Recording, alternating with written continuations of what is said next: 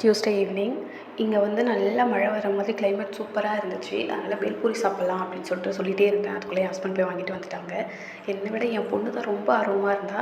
அவள் ஆசைப்படுவளை தவிர ஆனால் சாப்பிட மாட்டாள். அதில் இருக்க பூரி மட்டும் சாப்பிடுவாள்.